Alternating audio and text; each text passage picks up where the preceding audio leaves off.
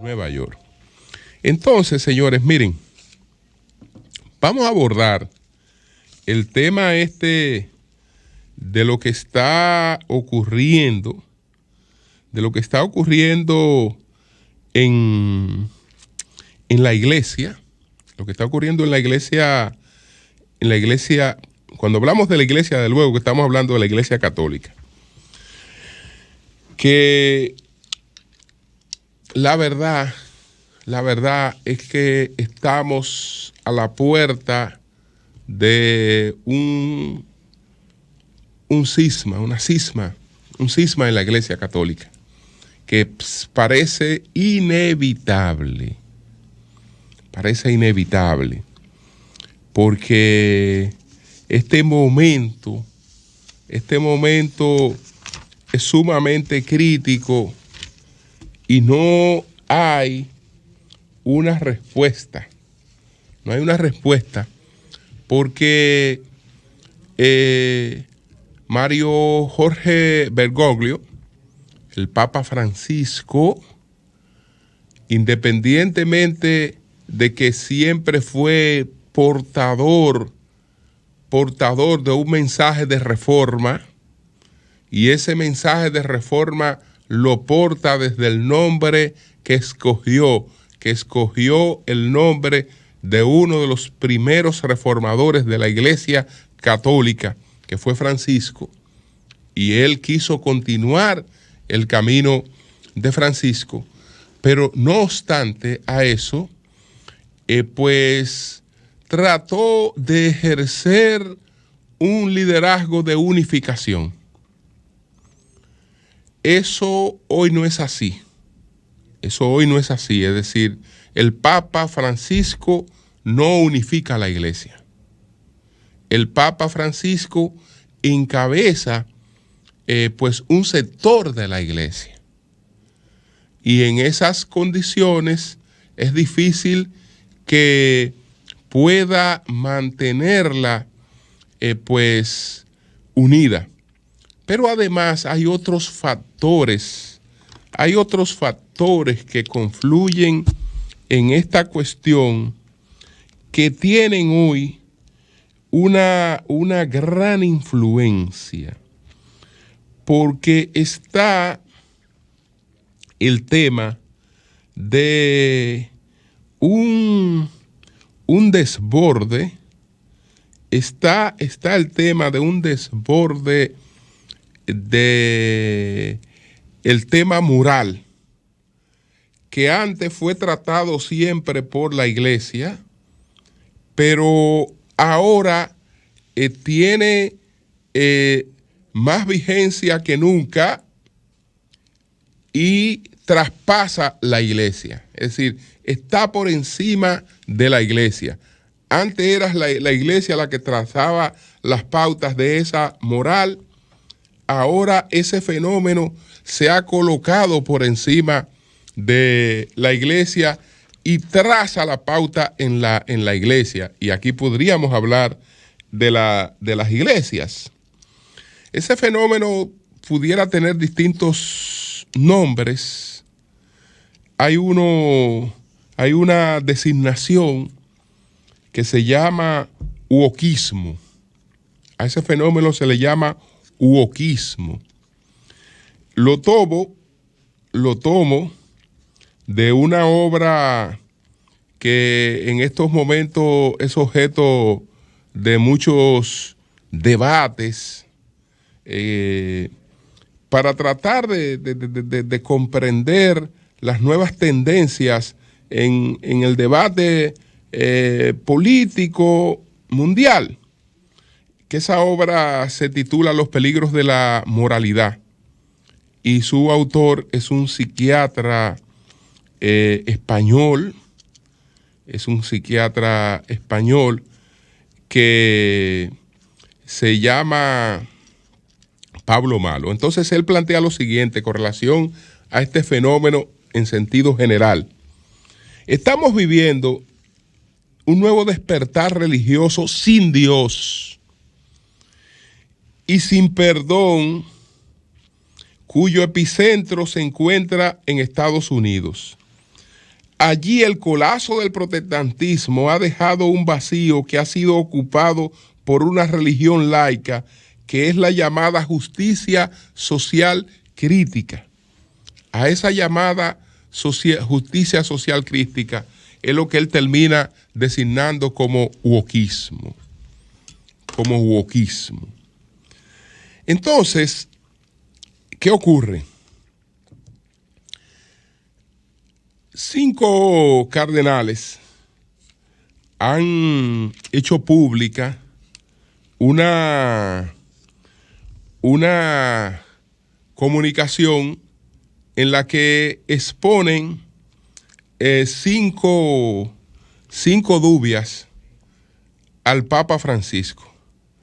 Cuando estamos hablando de dubias, no estamos hablando de afirmaciones, sino estamos hablando de dudas, de cosas de las que ellos supuestamente no tienen la respuesta y quieren encontrar la respuesta en el Papa Francisco. Y le hacen 5 preguntas al Papa Francisco en esas dubias para que el Papa Francisco responda esas dubias.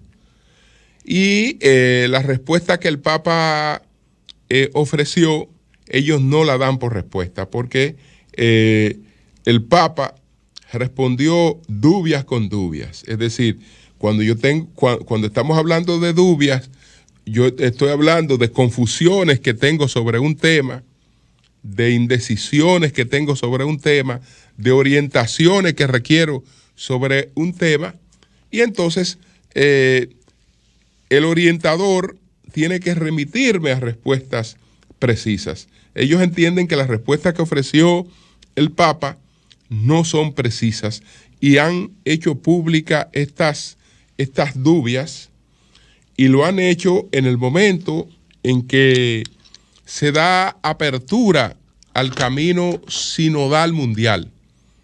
El camino sinodal mundial fue el camino que Francisco trazó después de la iniciativa de la Iglesia alemana, que emprendió el camino sinodal alemán.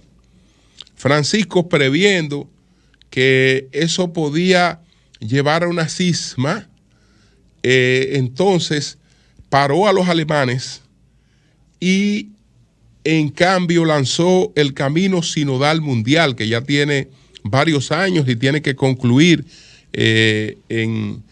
ahora en este sínodo que inicia la Iglesia Católica, en la que participan clérigos y participan legos. Cuando estamos hablando de legos, para los fines de la Iglesia, no es igual a lo que significa la palabra en sentido general, porque el lego no es más que una persona que tiene desconocimiento sobre un tema. Pero en el caso de la Iglesia, el lego es una persona que puede tener pleno conocimiento de un tema, pero no tiene una ordenanza oficial de la Iglesia sobre ese tema. Entonces, por eso es que se le llama lego. No es porque sea un desconocedor, sino porque no tiene la ordenanza en esa temática. Entonces, ese árbitro que es el Papa, como hoy no es un árbitro, sino el líder de una tendencia, de una de las 2 grandes tendencias que se están debatiendo, el futuro de la Iglesia, no tiene posibilidades en estas circunstancias de mantener a esa Iglesia unida, porque estamos hablando que está enfrentado en gran medida al clero. Está enfrentado en gran medida al clero. Un momento como este, es difícil uno compararlo con otro de los momentos que ha vivido la Iglesia, porque si hacemos un resumen apresurado de las crisis, de las grandes crisis y las reformas que ha enfrentado la Iglesia, nos remitimos a la primera, por ejemplo, que fue la que propiciaron las órdenes mendicantes. Estoy hablando de Francisco y de Domingo. Francisco de Asís y Domingo de Guzmán, que en la Edad Media, pues ellos se tuvieron iniciativas para tratar de recuperar una iglesia que se había dedicado a acciones que ellos entienden que la apartaba del camino de Jesús y del mensaje de Jesús, porque era una iglesia que se había dedicado al poder y a la riqueza. Con las órdenes mendicantes, ellos pues vuelven una iglesia más pueblerina, una iglesia más identificada con el mensaje cristiano, y lo hace cada cual desde su óptica. Francisco de Asís desde el encendimiento de la fe propiamente dicho, y Domingo de Guzmán tratando de difundir el conocimiento. ¿Y qué hizo la iglesia con ellos? Bueno, la forma, digamos, más inteligente de asumir unas críticas y unas reformas fue que la iglesia los asimiló. Los asimiló y usó su reforma para reformarse un poco y para variar. Es decir, que por eso son ellos, Domingo y Francisco, los primeros reformadores que ha tenido la iglesia. Y por eso el actual papa se llama Francisco, porque está emulando aquella iglesia que pregonaron tanto la orden de Francisco de Asís como la orden de Domingo de Guzmán, que por cierto, si ustedes escuchan a alguien que le dice que Domingo de Guzmán fue un inquisidor, esa persona le está mintiendo. Domingo de Guzmán, si bien es cierto que encabezó y fue el creador de la orden de los dominicos, tenía más de 10 años de fallecido cuando se produjo el decreto de la Inquisición. Y no creo que la hubiese compartido. No creo que la hubiese compartido porque su testimonio de vida está totalmente apartado de lo que ocurrió en la Inquisición. Es decir, él no tuvo participación ni tuvo conocimiento de lo que fue la Inquisición. Había muerto hace más de 10 años de cuando se produjo el inquiso. No es cierto que Domingo de Guzmán fue un inquisidor. No es cierto. Porque nosotros nos honramos con su nombre. Nos honramos con su nombre. Entonces, pero no es cierto que fue un inquisidor. No. Fue junto a Francisco de Asís el primer reformador de la iglesia. Después, bueno, hoy precisamente, me recuerda Víctor que es día de San Francisco de Asís. Después de ellos, hubo una segunda reforma que la iglesia no supo asimilarla. La iglesia no supo asimilarla. Esa reforma la promovieron 2 sacerdotes. Esos sacerdotes fueron John Wycliffe y John Huss. John Wycliffe, que era de Inglaterra, y John Huss, pues promovieron una reforma dentro de la Iglesia Católica. Pero esa reforma planteaba la abolición del papado. Esa reforma planteaba la abolición de la veneración de los santos y planteaba otras cosas. La iglesia no hizo otra cosa con estos reformadores que someterlo a un proceso supuestamente independiente, es decir, ante un ministerio público independiente que le instruyó un proceso mediante el cual, a través del cual, o al final del cual, ellos quedaron condenados a la hoguera.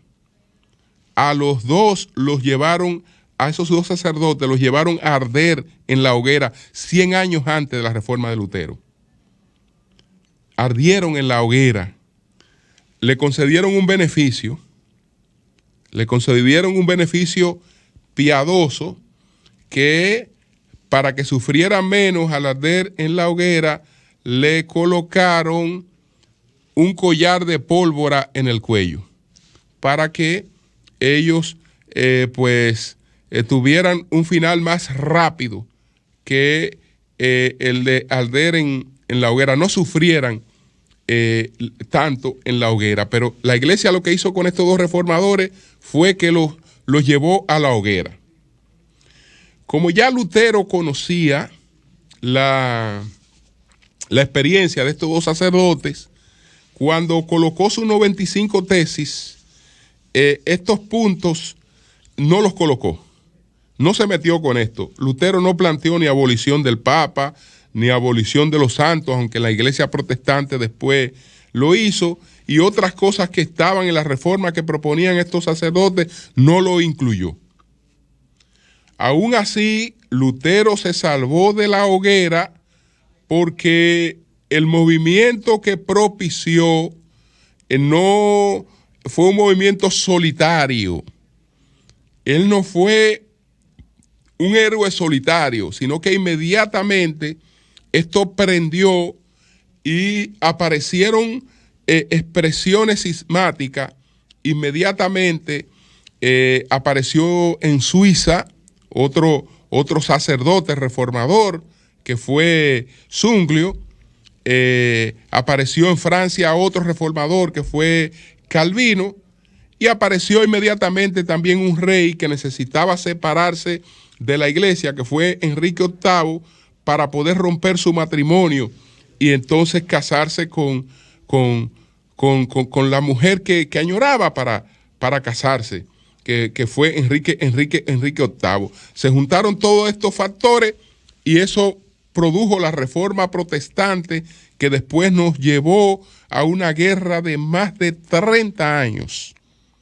Una guerra de más de 30 años, porque eso no se saldó sencillamente con que nos apartamos, seguimos nuestro camino. No, hubo 30 años de guerra después de ese proceso, pero aún en ese proceso, la iglesia encontró un liderazgo que la reorientó, que fue el de San Ignacio de Loyola, con la orden de los jesuitas. El fundador de la orden de los jesuitas, en ese momento se le llamó la contrarreforma. Es decir, apareció una contrarreforma, la reforma protestante, y esa contrarreforma tuvo un efecto dentro de la iglesia que la ayudó a transitar esa crisis tan difícil y todo ese espacio de la guerra.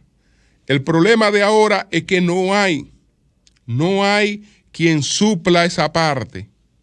No hay quien supla esa parte, y los temas en debate son inaceptables en parte del liderazgo que está dominando el mundo en términos culturales. Digamos, hacia la parte conservadora o hacia la parte que se considera como la parte de derecha. La ordenación sacerdotal de mujeres, el asunto de los admisión de personas y de matrimonios entre un mismo sexo, entre otras cosas, son las aperturas que están propuestas en este sínodo. Parte de ellas, también la intención que tiene Francisco de que la iglesia sea ahora eclesial, no clerical. Es decir, que para ejercer funciones dentro de la iglesia no se necesita la condición de sacerdote, sino que lo que se necesite sea la fe, y que eso le dé la posibilidad de ejercer cualquier función dentro de la iglesia católica. Todas estas cosas son absolutamente inaceptables para el grupo que ha publicado esta dubia, que Francisco le ha separado a algunos, los llevó al retiro, le aceptó su renuncia, pero una cosa es eso y otra cosa es que no ha podido cortar la influencia que tienen estas personas en la iglesia mundial. Entonces estamos, señores, a la puerta de una cisma, de una nueva iglesia, es decir, que surjan de esta iglesia, si Francisco no recibe un llamado que le lleva a una posición mediadora, conciliadora, pues acabará siendo el Papa que dividió a la Iglesia Católica, que propició un cisma de la Iglesia Católica en el siglo XXI. Bueno, ayer, por otra parte,